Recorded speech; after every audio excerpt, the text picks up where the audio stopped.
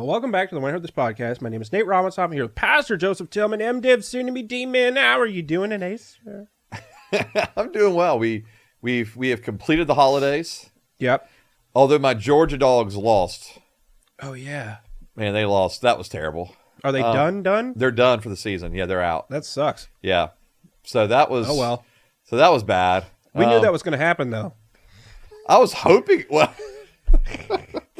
because we looked into the future. Yeah. That's what we do here at When I Heard This podcast. Yeah. So that was a little not good. But the holidays were good. Shot skeet, fished, What? hung out with the family. What'd you just say? Shot skeet. Oh, okay. Yeah. Cool. Sorry. Clay targets. Me too. Clay pigeons, however you want to refer to the as. Okay. Yeah. No, you didn't. And so that was fun. Did a little target practice. That's how you get around the censors. I didn't say anything. That works every time. Yeah. So anyway, Great. yeah, overall it was pretty good. How about y'all? My holidays? Yeah. They were fine. Very busy. Somehow they're busy when you're old. Holidays get that way. Yeah. Yeah. And then it just feels like you're just tired afterwards. Yes. Yeah. Yeah. I get that. Yeah. Although for us, I do take like a week off afterwards. Cool. So that's nice. Yeah. I mean, so I get a week off and It's just a lot. yeah. But it's fun. Yeah. Yeah. It was all good until Georgia lost. Yeah. And that was a bummer. Well, that sucks for you. It does. All right. Today we're talking about home church. Yes, we are. Yeah. So that's a thing. Yes, sir, it is. Cool. We're going to talk about it. I've been part of it. I have too. All right. So we're Not because I wanted to be. right, but because you were made to be. We talked about church splits last week. Right. And while I was thinking about all my church splits, I was like, we always ended up in some kind of home church situation after churches split up and then disappeared Right. for a few months. Yep. And so that's what we're talking about today. Yep. Talking about home churches. And I was like, let's do that. Yep. But not all home churches come out as church splits. And we'll talk about No. that too. Anyway, I think home churches are cults. But anyway, we'll get into it. Go to Patreon, $5. Like, subscribe, share, comment, follow, download. You can follow the podcast on Facebook and Instagram at When I Heard This Podcast, and X and Locals at When I Heard This. Ring the notification bell. Tell everyone that you know about the show, and go to our website where there's T-shirts. Yep. Buy everything. Home church. Home church. All right. Let's get it started. Yes, sir. All right. What's a home church? It's a church that meets in a home. Boom. Right there. I can just pretty much leave it at that. I mean, but for real, like a home church is just a gathering of believers that are worshiping together, praying together, studying the scripture together, having fellowship, just like you would at any other traditional church. Okay. Or church that meets in a church, what we kind of think of as a church. But they're meeting in homes instead of other buildings. Why do home churches exist? Well, I think there's actually I'm going to put it in 3 different categories. Great. All right. Okay. All right. First one is necessity. Okay. What? So they exist out of necessity. So if you're in a country that is, for persecuted Christians, that persecutes Christians, then you are going to meet in homes. Like that's kind of like the default thing you kind of have to do. I don't get that. Okay. The persecuted countries where they're like, there's only 2,000 Christians in this country. Okay. It's like, how do you know? Yeah. They're persecuted. Right. They're not going to tell anyone. Like, everyone's going to say no. Right. That's typically the case. Yeah. Yeah. I mean, so sometimes what they'll do is they'll ask like different organizations, mission organizations, like, do you have numbers Oh, okay. for those countries? And that's kind of And how those numbers are still wrong. they're definitely not complete. Yeah. 100%. They're not complete. Yeah. Yeah. Okay. So, but that's kind of how you get some of the information. So the second reason it could be a necessity is because you just don't have a building, right? So, Who doesn't have a building? so let's say you're in a third world country and you cannot afford to meet, to have a building to meet in. So therefore you meet in your home. Okay. Yeah. So I've been in a lot of gatherings like that in third world countries. Okay. Where you're meeting in a home because that's That's where you have to meet, because there's literally 6 Christians in this village, right? Okay. So, and the third would be a necessity, like if you're a church plant that's just beginning and you don't have the funds necessary to have a building, or even the number of people that would warrant you meeting in a space larger than your home. What is a church plant? Okay, so like it's literally a group of people who are starting a church. Okay. And so Why would you start a church if you didn't have a building? Because, okay, so this can come from a couple of different reasons. One, a denomination or an organization, like a network of churches, they may be starting a church in a particular area, and so they will start the church in a home, Okay. and then allow that church to grow in numbers and with resources, and then they'll move into a building. Okay. Or maybe a group of people come together and they say, we're going to start a church. It's kind of how in the first church that I planted, this is what happened with us. Like, we came together, we knew we wanted to start a church. Same thing, don't have the number of people that warrant a bigger building, don't have the resources to rent out a space.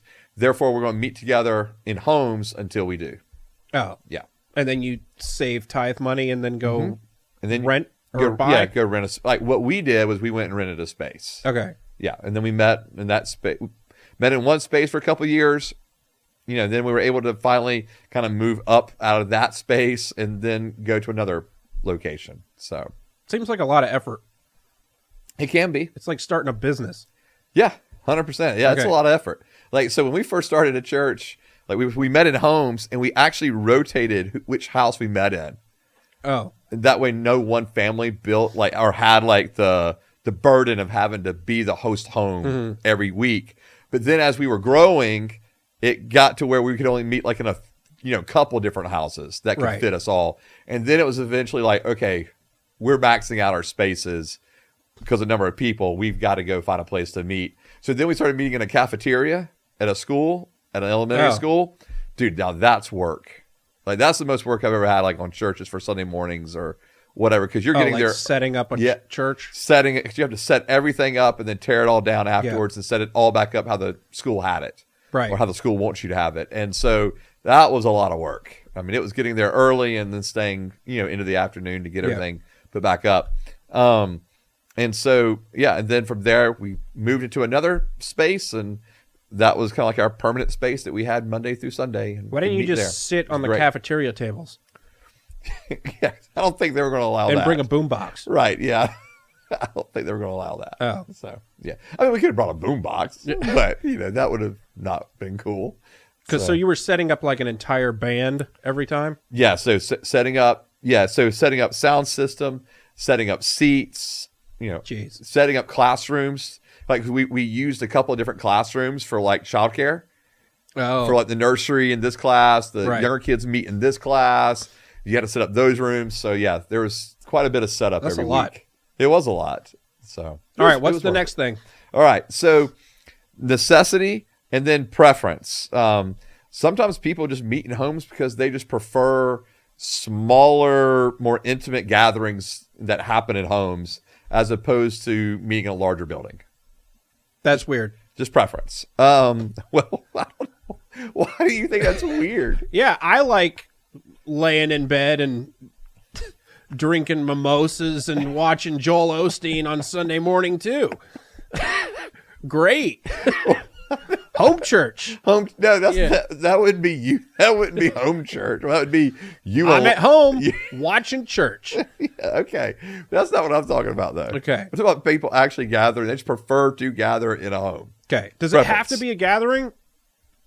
I didn't ask you this question. No, Does I mean- it have to be a gathering, or can I be alone by myself No, on that would Sunday morning that would not be a church. That would in my underwear right, watching right, pastor Watching- guy on? right, on like TV. like what we did during COVID. Yes. Yes, Yeah. no, that's not church. Okay, fine. Yeah, you can't. No. So no one went to church during COVID. Okay, so I think this is one of the things that I think is so like church is not just like the building. The church is the gathering. Okay, so I have to gather to go to church. Correct. So yes, you have to gather with other people Okay. for that to be considered church. All right. Yeah. Thing number 3. All right. And then number 3, so like theological convictions. So some people meet in churches out of necessity, some out of preference, and some out of theological conviction. And what I mean by that is, for some people, they want to meet in homes out of a theological conviction for the mission of God. In other words, we don't want to use resources, money, to pay for buildings. We think that's unnecessary. Gotcha. It would be better for us to meet in homes, and we can further the kingdom of God by using our resources in other means and other ways. Okay. So that's one. The other one would be like actually one's theological understanding of church. Okay, so that's called ecclesiology. So a theology of church. And so, in other words, they believe Scripture has actually set a pattern for meeting in homes. So when you go through the New Testament, you see them meeting in homes. That's setting a pattern there. And the argument basically goes along the lines of, well, if it hadn't been for Constantine, the Roman emperor in the 300s, we would still, they would have continued meeting in homes, but people began to meet in larger buildings at that point once he made Christianity not only just legal, but the state religion. And that guy is one of the cool ones, right? He's a good one? To be honest with you, there's like complete arguments over Constantine. Okay. Like, so he's got the coolest name ever. I mean, he does have a cool name of Constantine. Yes. Right. So, but there's so some people in the church think Constantine is like the greatest thing ever because he spared the church from further persecution. Okay. Sounds pretty good. Right. Others think he's like one of the worst things that ever happened because not only did he spare the church from persecution, but because he created basically Christianity as like the state religion in Rome, everything became very structured, organized, bureaucratic, no longer organic in its nature. And so like John Wesley actually says it's during this time period that the hearts of Christians grew cold.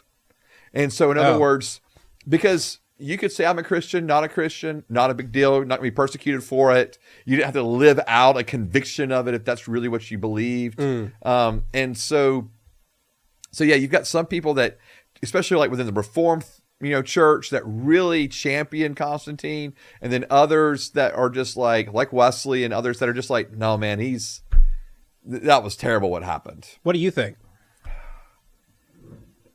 To be honest, I tend to lean toward like what Wesley says. Okay. I tend to go, man, everything started becoming really overly organized and structured because he was one of the ones that started inviting in, having councils and that kind of stuff for church to really become more formalized. And so I tend to go, man, that was not good. Like it ended up leading the church probably down a wrong path. Okay.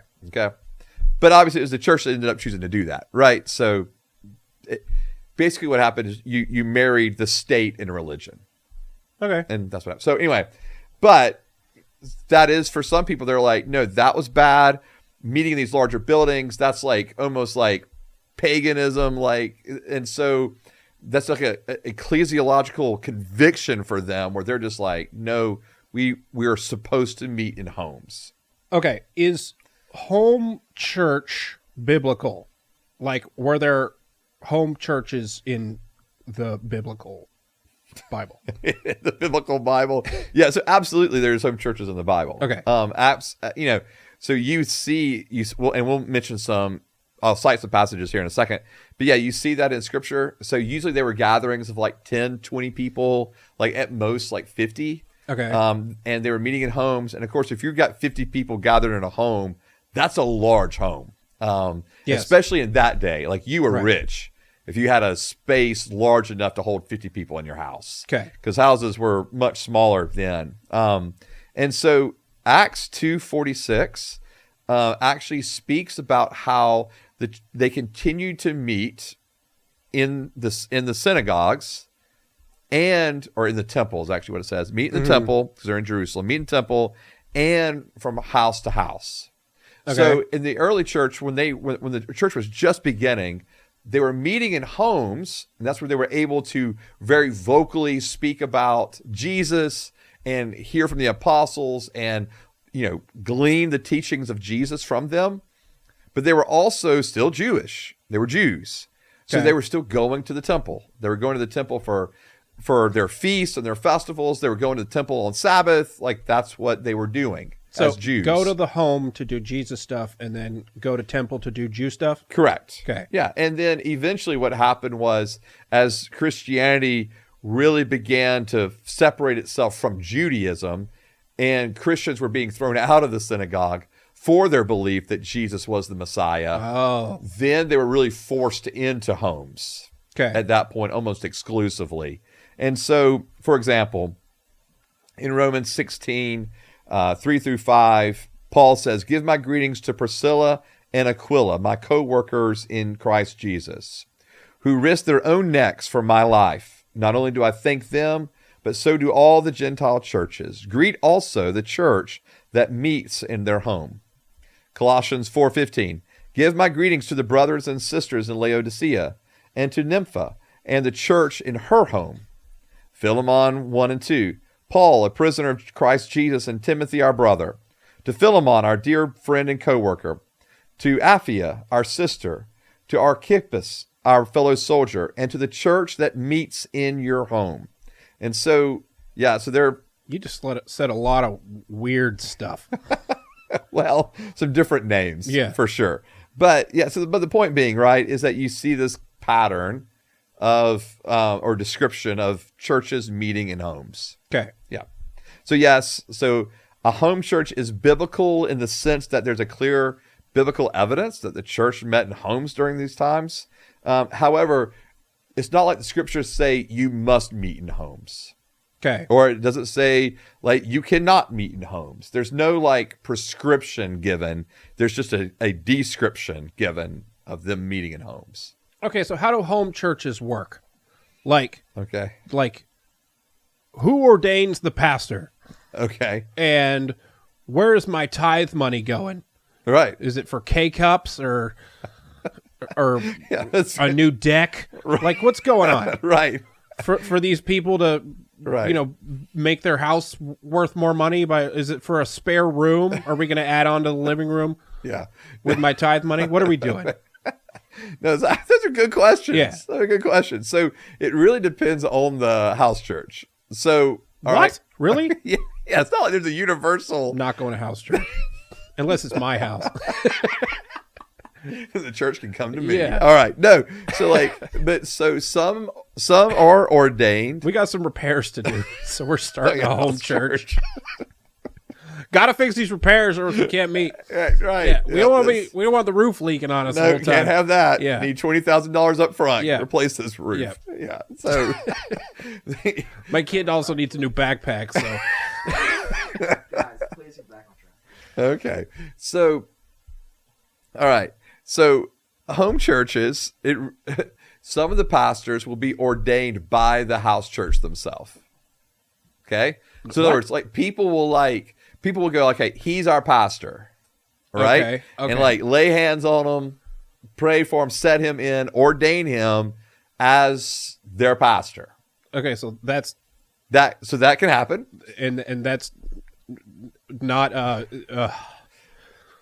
Yes, that could be. That's a thing. okay. All right. But that's not right. Right? well, I mean, but think about it. Like, what's the difference between people doing that in a house church, okay, as opposed to like, and granted, I'm going to say like more established church, but like, so for example, if you have an independent church or even like a Southern Baptist church that's locally autonomous, and they choose their pastor, and the pastor comes in, well, they are the church, that church is ordaining that pastor. Yeah, but don't you have to be don't you have to go to school to be a pastor or whatever? Not necessarily. Well, Yes, no, a lot of denominations, especially if you're in denominational churches. right. I know we've talked about this before, Right. but it seemed like that people wouldn't really think a pastor's a good pastor unless they went to school for pastoring. Yeah, and I definitely see that. Like, I can understand that, but then also I know pastors that have pastored really well without formal education. Okay. So I don't want to make that like a prerequisite, So especially in your denominational churches, they will have it usually in their bylaws or church constitution, something Okay. that the pastor has to have a minimum of, like, let's say, a master's of divinity. Okay. So Okay. your Methodist churches, your Baptist churches, Which is what you Lutherans, have. This is what I have. MDiv. Right. MDiv. Soon to be D-Min. Correct. How are you doing today, sir? A lot closer to having that thing finished. Hallelujah. All right. So yeah. And I think even like in our bylaws, we ask at our church, it's written in there. Or not. I know in our bylaws, it's written in there that there has to be formal education. Okay. If we were to hire, like, let's say Formal Jesus education. I leave or get killed or Right. whatever. Then wow. Well, I mean, Okay. Let's say I'm heading home today and get, Yeah. in an accident and I'm dead, right? Then they would have to say, all right, well, we need a new pastor. Here's Yeah. our qualifications that we get to have. All right. Anyway, but for a lot of independent churches or non-denominational churches, that's not the case. Okay. Some of them, we're an independent, like we're Yeah. independent church. So like some of them, like ours, have those qualifications put in there, but then others don't. How are you allowed to keep the name Methodist when you're independent? Because Methodist doesn't belong to just like one group. Okay. Yeah. So like there's United Methodist, there's It's Free just an Methodist. ideology. They're independent Methodist. Or- Yeah, it's a reflection of our heritage as a Methodist church Okay. for 190 plus Okay. years, right? Right. Like that we are Wesleyan, kind of grounded in our Okay. theology. Anyways, so for some churches, setting someone in as a pastor, that's the local church is doing that. It just happens to go, like, if you go into a larger church setting, like they're praying for you and ordaining you and setting you in as the pastor. Whereas in other places, home churches, the network or the organization or denomination that's planting that church or helping plant that church, they will actually be the ones to ordain you Okay. as the pastor of that home church. So it can kind of go all over the place as far as pastoring is concerned. Well, maybe all churches should be home churches so that Christians can all get richer. What? So that Christians can all build wealth. Right. Just instead of throwing money at buildings Yes. and unnecessary upkeep. Yeah. You could Yeah. throw money into your own building. into your own home. Yeah.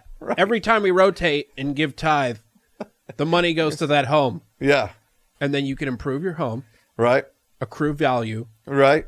make a good investment. Right. Yeah. Build generational wealth. Yeah, and build right. Exactly. Yeah. That's what Christians should do. It's not a bad thought. Maybe you should start a home church on that basis. On the basis of I want my house to improve in value. Yeah. That's the entire premise. See how that goes. Yeah. Well, what you have to do is get a group of people together who all want that to happen. Right. It's like a savings pool for everybody.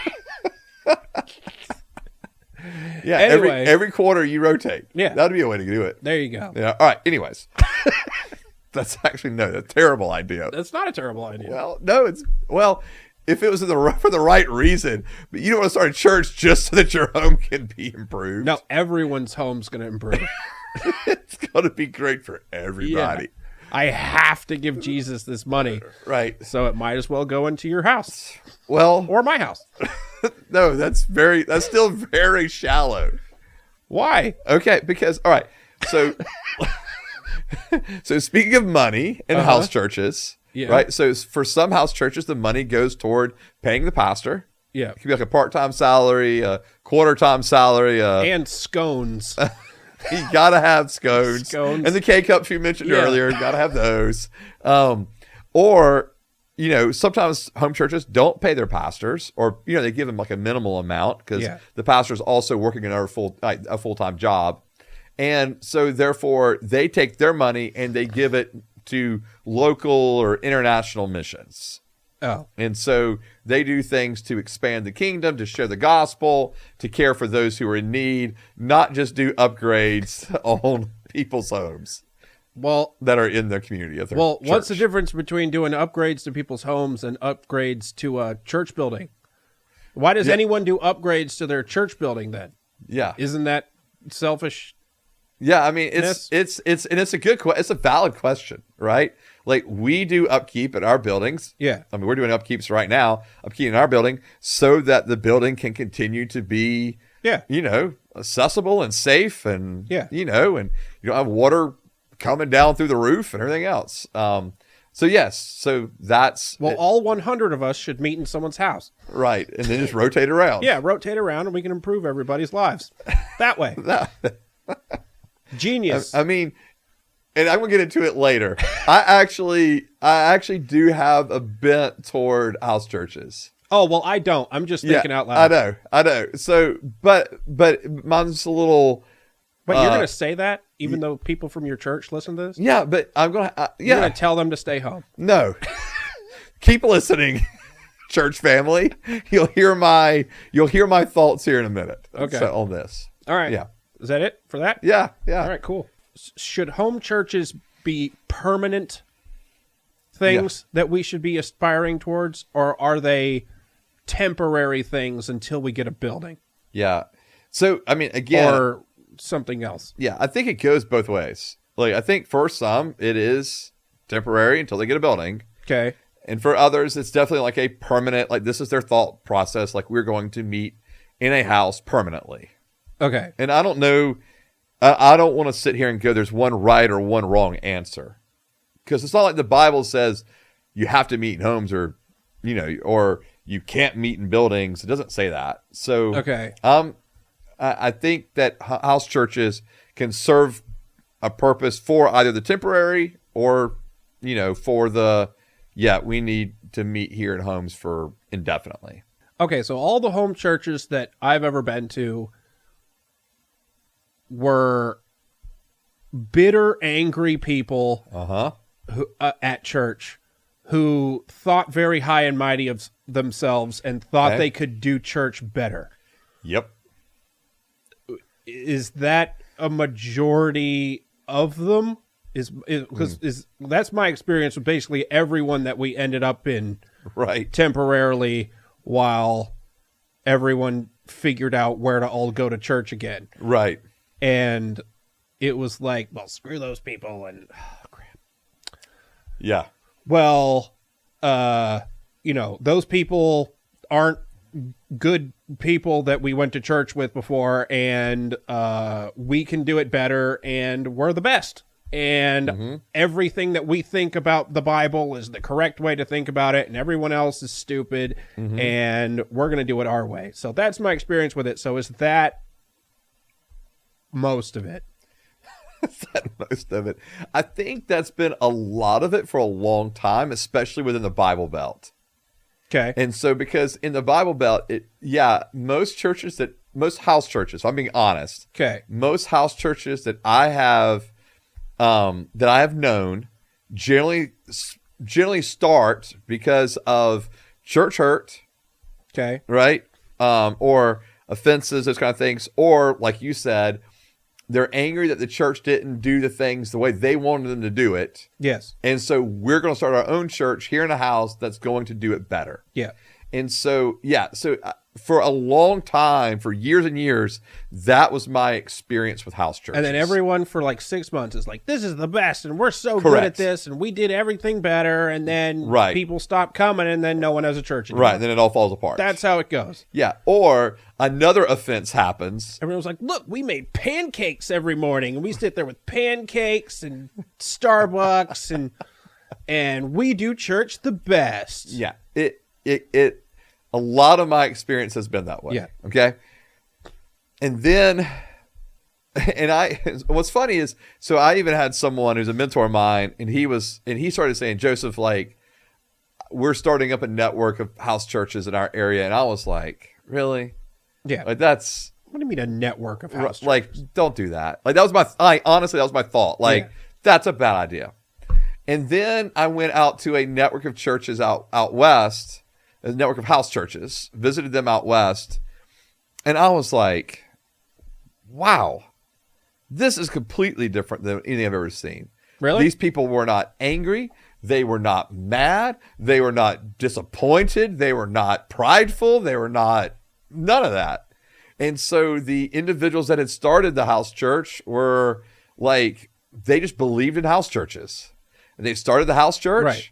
and then they started leading people to Christ. I didn't know there was a honestly, before we Yeah. started this, I didn't know there was a theological or whatever Yeah. philosophical reason to think that home churches were actually a better thing than going to a real church. Yeah, there are. And so like these individuals, like that's just really what they thought. Like, we're going to do house church. Like, we're not going to throw our resources into bigger buildings. Yeah. We're going to be intentional about the mission of God. We're going to make disciples, and we're going to grow our house church through leading people to know Christ. And that's what they did. And like in a matter of like a couple And also, we're better than everyone. So, but there really wasn't that like aura of like arrogance or anything. Like, It really wasn't that way at all. And then anyway, like, and they just kept multiplying house churches, and in the next thing you knew, they had like a network of house churches with like 200 plus people in it, and over like I don't know, like 5 or 6 different house churches. I feel like it's less intimidating to say, "Hey, you want to come to my house and listen Yeah. to us do church," instead of, "Hey, you want to come to our church with hundreds of people?" Right. No, agreed. And that's actually what's interesting is like you've probably been familiar with like house, like home groups, that's what they usually were called, like home groups or cell groups, Bible studies that meet in homes. Yeah. And that was actually a large premise for that, was like people feel more comfortable going to someone's home. Yeah. Invite them to your home, get them connected into your home group, and then you can bring them to the big church, on Sunday mornings. And so whereas like this is like kind of cutting out that next jump, and like house church is the church, like home group is the thing. Right. And so anyways, and so that started the progression of changing my perspective on house churches to actually see one that was healthy, functioning in a healthy manner.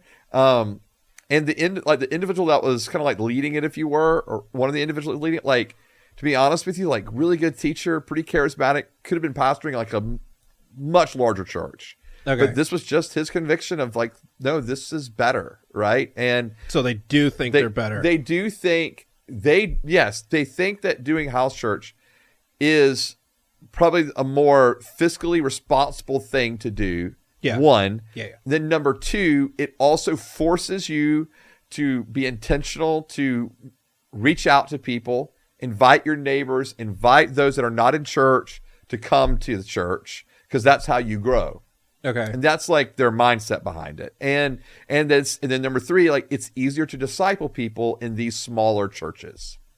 Okay. So that was like that formed their philosophical premise for house church. And it was actually really cool and refreshing to be out there with them for that time. See, that actually sounds nice. Yeah.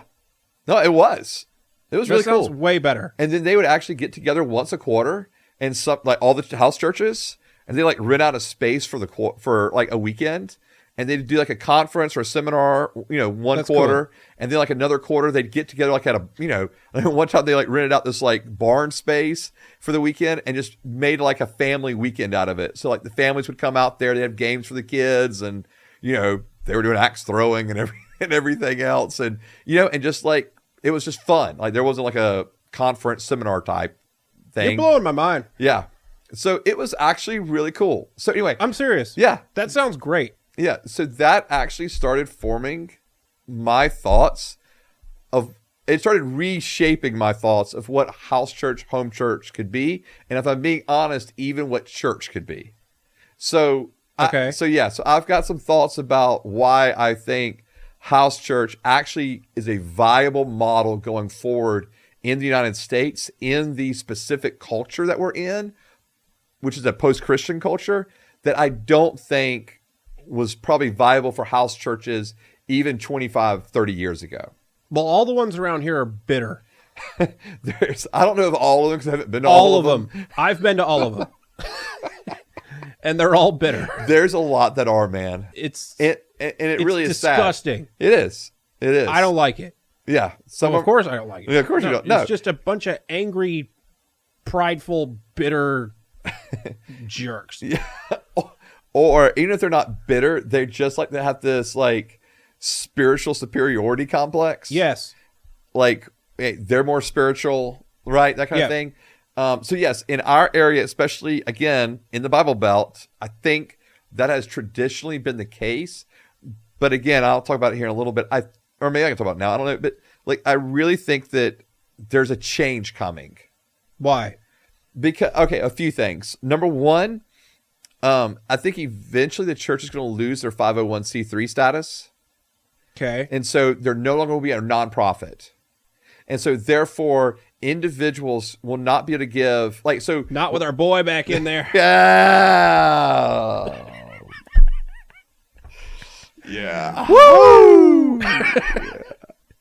Anyways, that's a whole nother episode. We pretty much already done, I think. Yeah, we did it. So yeah, go back and look at our archives about that thing. So anyway, but I do think eventually the church will probably lose its 501c3, which means that people will not be giving as large amounts of money to the church as they once were before. Okay. Now, I do think a lot of people are giving their tithes and that kind of stuff to the church, regardless of the tax breaks. I do think there's a lot of people that do that. It's the really large gifts that are given by individuals that need the tax breaks. Oh. Those will no longer be going to the church because they won't get the tax break for it. So it'll have to go to other nonprofits. And I think that's when the church is going to start to really feel a financial strain. And excuse me. So therefore, like if you're a really large church, Why do you think that's going to happen? the 501c3 status, Yeah. because I think the church, our culture, our country is just becoming more and more skeptical of the church as being like viable nonprofit. Do you think that's good or bad? I'm torn. I'm torn, and here's why I'm torn. I'm torn because it's obviously benefited the church, right? Like it benefits our church. We receive large donations every year because. But you don't think the church as a whole does enough good with the benefits they get? Some do and some don't. And I think that's probably the issue, right? Right. Like how much money is going back into the community? How much money is going to help those who are in need? I think that's a real legitimate question to be asked. Okay, so then I think there's been so many misuse of money by really large churches that eventually it's going to catch up with all of the churches, if that makes sense. Oh, okay. But my thing is, well, if you start pushing for home churches now, then there won't be the big organizational downfall church denominations to fight back against it. Yeah. Right? Like, how would you get a bunch of home churches together to go campaign against ending the 501c3 status? That's what I'm thinking. I'm thinking that the 501c3 status will happen first, and then that will happen, number one. Okay. And then number two, I think the one that I'm probably most concerned about is the hate speech laws or the potential hate speech laws. So if I, as a conservative pastor, if I can't stand up and say what I believe to be sin is without it coming across as hate speech. So if I make statements that say that if you're living in a life of, sexual promiscuity or living a life as a homosexual, practicing homosexual, if that starts to be labeled as hate speech, I think that's where conservative churches or churches that are more orthodox in their theology, I think that's going to have a large bearing on these larger churches. Okay. So in other words, you're going to have to either stop putting lines in the sand of where you believe, all right, this is sin and that kind of thing. You're going to either have to put a line there, possibly be charged with hate speech, or you're going to be like, okay, we're just not going to talk about it anymore. Like, we're just going to throw our hands up, not address the issue so that we can... Why couldn't churches just file as something else and keep doing the same thing under 501c3? Because when we're filling out 501c3 stuff, right? Yeah. We're actually doing it as a church. Right. So file as something else. Right. But then you're still gathering So? Yeah, but okay, so for example, if you filed as something else, yeah, you would have to show proof that you're doing that something else. So if they got rid of 501c3 church status, where churches would have to start doing those things that they're supposed to be doing. I think that's if they filed as something right. else. I was actually going to say that earlier. I think there's one of the ways around it is for there to be individuals in that church starting another nonprofit, right, funneling money to that, which is funds completely, which funds the building usage, right? And then you have to do nonprofit good stuff, and then you have to do nonprofit good stuff. Wow, let's end the 501c3. There you go. I mean, it's so. Anyways, I think what'll end up happening is because of 501c3 status is being lost, because of potential hate speech laws, I think it will lead to a necessity of like home churches or micro churches. Okay. I don't think you should worry about the hate speech thing either. Yeah. I think that stuff's over. I'm hopeful. I'm definitely more hopeful now than I was 2 years ago. Yeah, it's over. Yeah. We'll see. Yeah. We'll see long term. And I do believe, to be honest, I think that a lot of this will also cause the end of like mega churches. Well, that's good. Yeah, I'm not necessarily opposed to that at all. Right. And I'm not like, listen, if you go to a mega church, you attend a mega church, like I'm not knocking that. We can pull down Osteen's statue together. I wouldn't mind doing that. But I think that's, I do think that eventually, these things are going to catch up with the church. There won't be the money influx that there has been historically. Mm-hmm. And they're going to have to pivot to something different.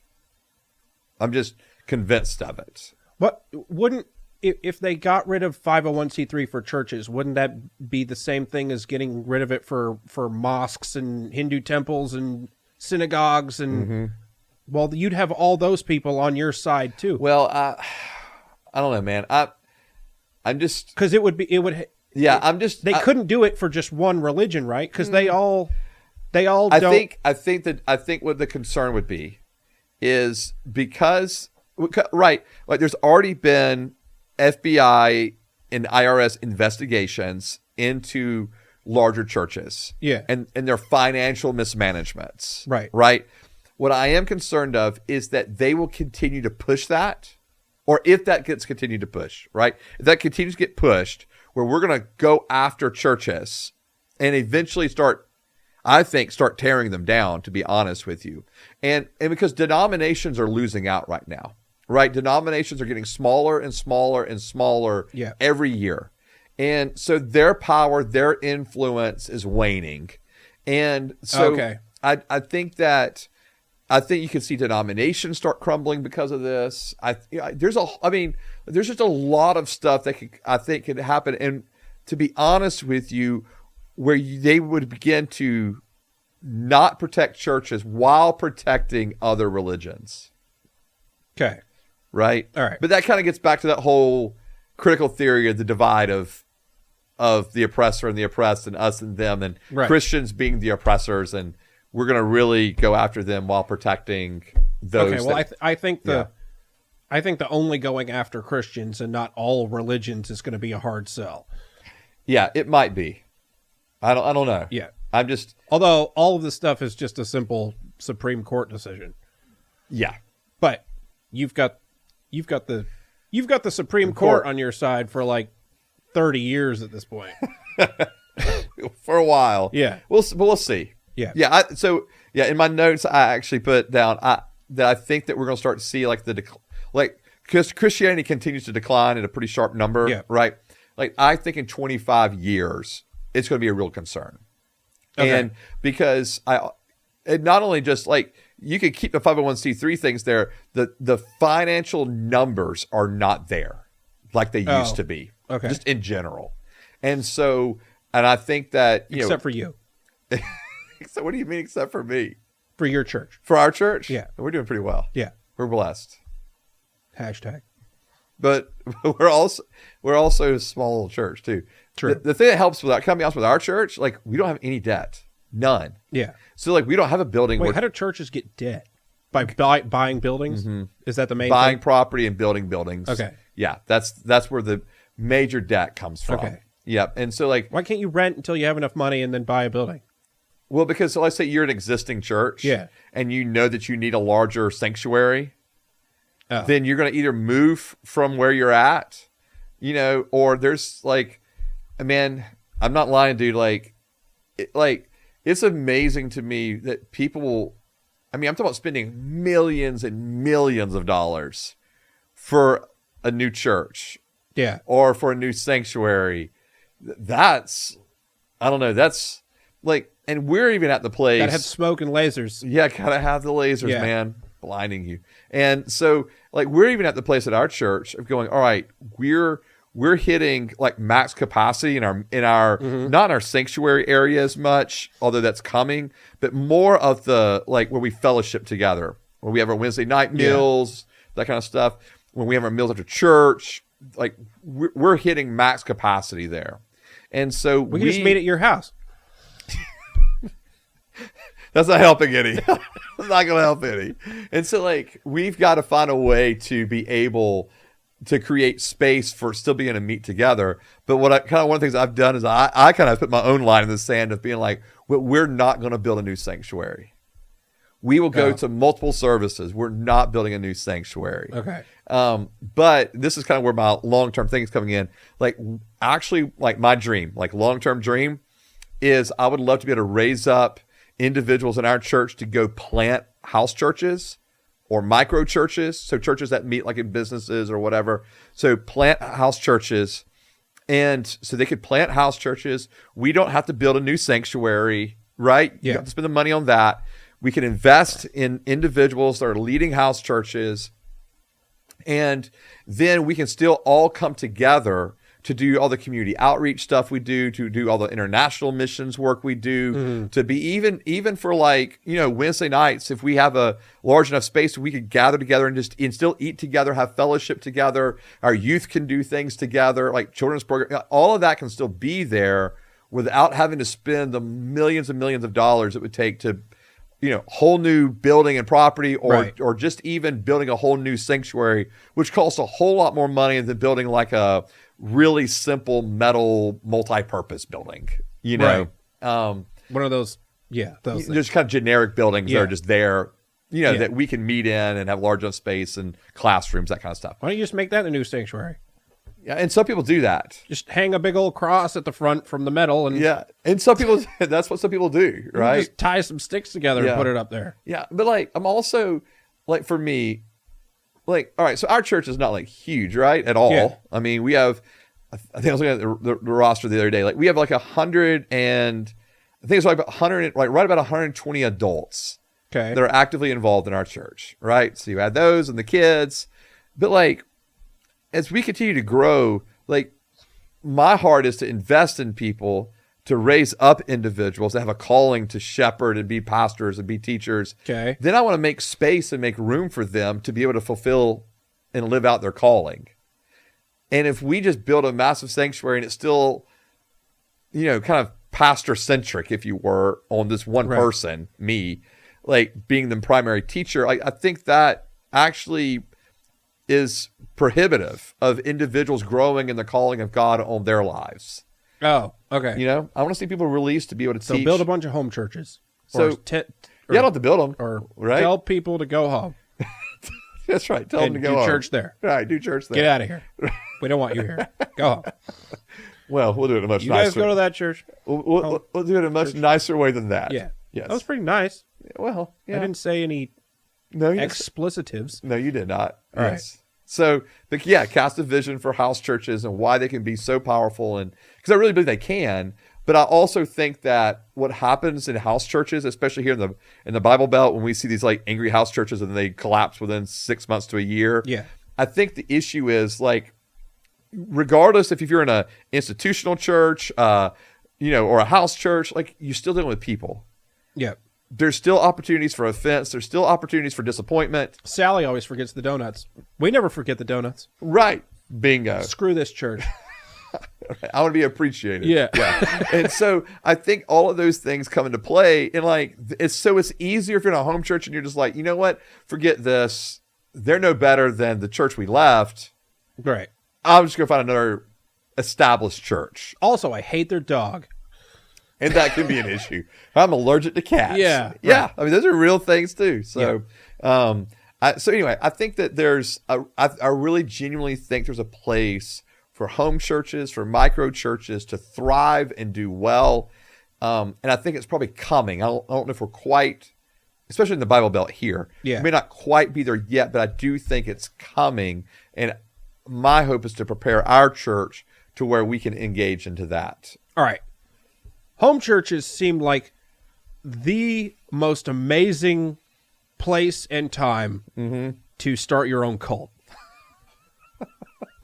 Okay. I mean, am I right? I mean, dude. I mean, what a better, what a prime, just ripe, just a wet, soggy, primordial ooze environment to start a cult. It's a breeding ground for cults. Right? Am I right? You're not wrong. Okay, so because why would you want to push for this if it's just going to be cult city out there?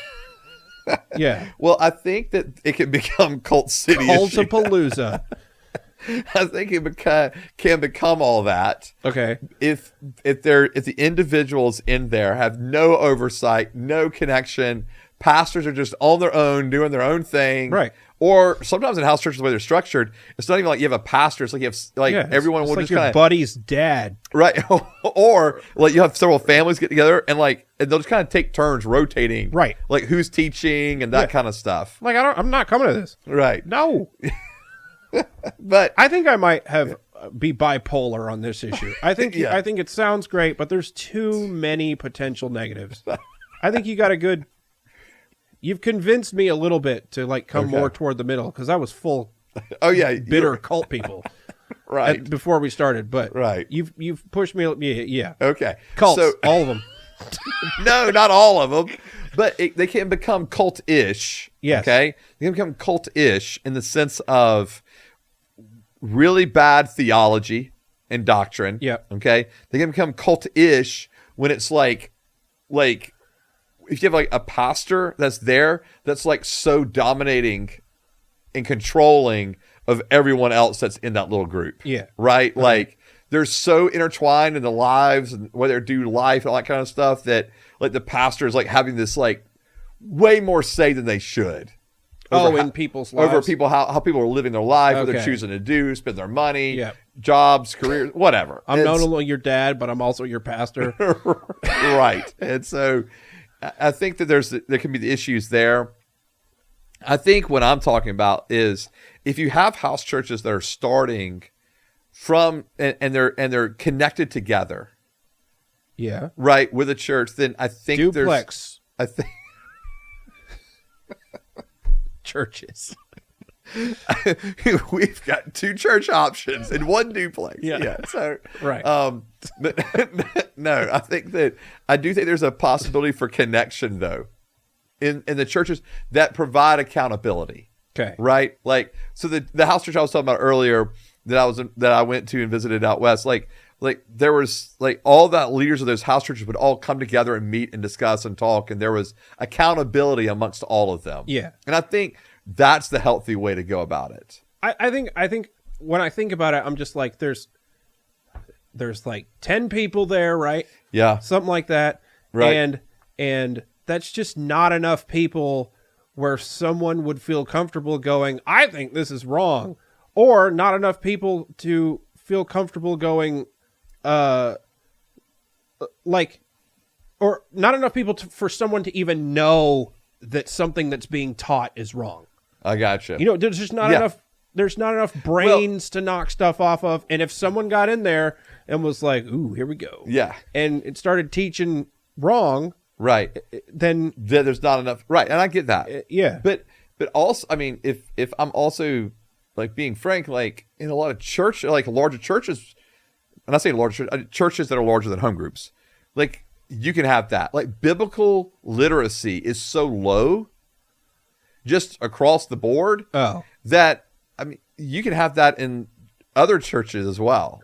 Traditional, you can have that at our church, right? Or a size church like ours, right? Where We should talk about that sometime. where biblical literacy is just so low Yeah. that the pastor is just up there talking and it's well, is it true or not true? Yep. Who knows? Right.